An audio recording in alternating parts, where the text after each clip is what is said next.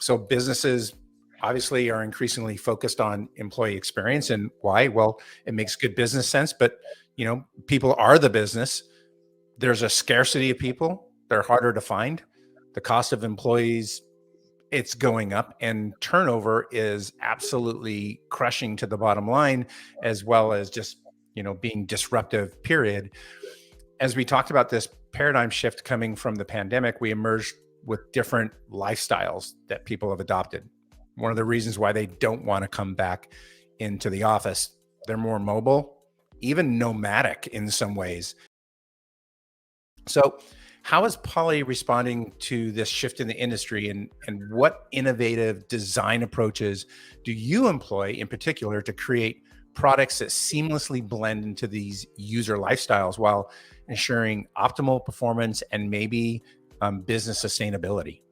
First is, the worker you described is maybe the kind of the life that we all live, right? Where we are the knowledge worker, sometimes we're the road warrior, we're definitely the mobile, maybe it's an executive sort of type of persona, but we're in and we're out and we work from a lot of different locations. For us, we are very much tied to our mobile phone, our headset, our PC, and we move between those places all the time.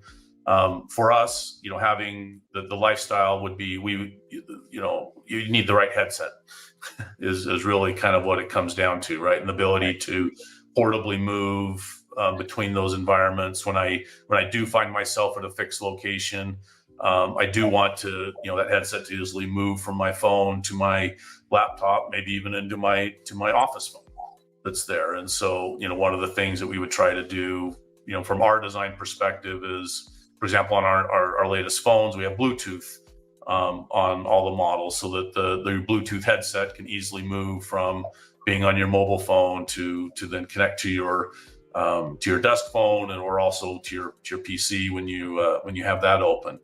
So from that worker perspective, I think that's critical. But the other thing I would just call out is there are other worker types that are not exactly like us, us three on this call, because there are a lot of people that go to work and they just use technology.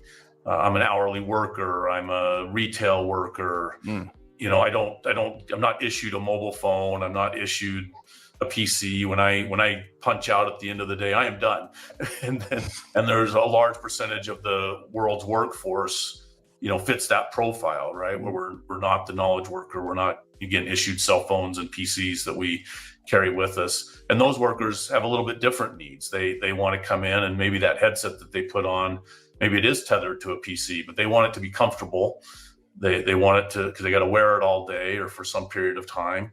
Or maybe they need to be mobile. They need to show up and they need to grab their mobile, a device that lets them roam around the store or the warehouse or the doctor's office or dentist office or wherever they are, but still be able to do their job and answer calls. And so you might have things like, a deck sort of solution.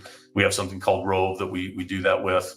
But that might be their work experience. So you do really have to look at, who you are and how, what is it that you do and where is it that you do that thing. And then you try to design around it. And so, what we try to do is we try to have, for us, the executives, road warriors, mobile people, you have solutions that are Bluetooth and portable. And then for others, you're going to have things that might be fixed, but give you larger access to more buttons, speed dials, and a more fixed headset that you just leave there, because that's where you come back every day to do your work. So anyway, there's a mix, but we really spending a lot of time trying to nail each one of those personas and what they need, and try to get that right solution to make them most effective. Yeah, it's interesting in the fact that you mentioned this other worker group, which is like the frontline workers. And as I hear you describe this, that really smacks at a very thoughtful design approach. And I can only imagine that works out best for you, because if you have frontline workers who typically are not too, reticent about sharing their problems and their pain, that if they don't like that headset, they're going to communicate it. And if they love that headset, you're going to have to pry it from their cold dead hands. that is going to be the experience you really want to have there, so that when one does go down or one goes missing and they're always reordering from that same bucket, because they know that's exactly what their team members want to consume. Yeah, it's interesting you talk about, I think sometimes there's a very engineering approach to designing new technology, but we're talking about lifestyles, right? So how does the lifestyle affect the design of the technology that's going to be utilized? I'll give you a good story. I was speaking with one of my colleagues this week who lived in Australia, and it was early in the morning for him.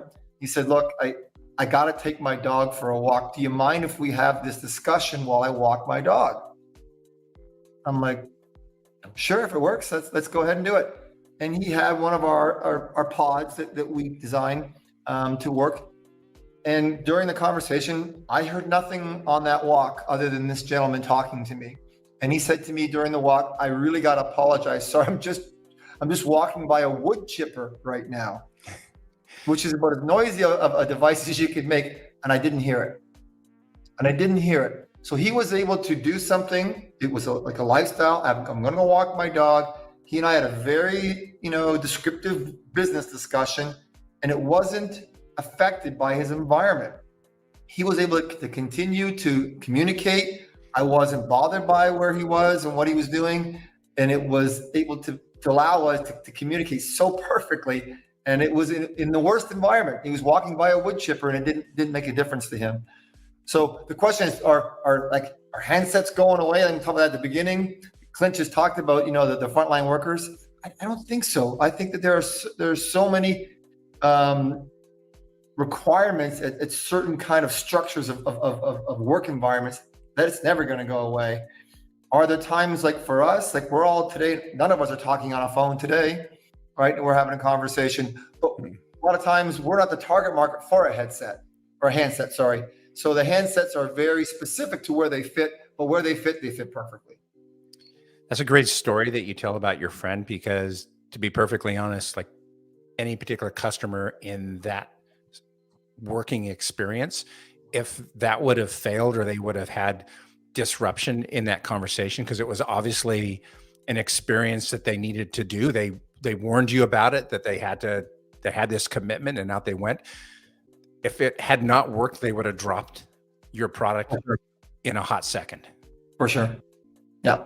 No, he apologized because he knew he was in a noisy environment. When I told him I didn't hear it, he didn't believe me. He actually turned on his phone, the video part of the phone, because he didn't have the video on for the call. And he showed me, this is what I'm walking by. I want you to know, because I'm amazed, and I worked with this company, that it works this well. It was quite impressive. That is super.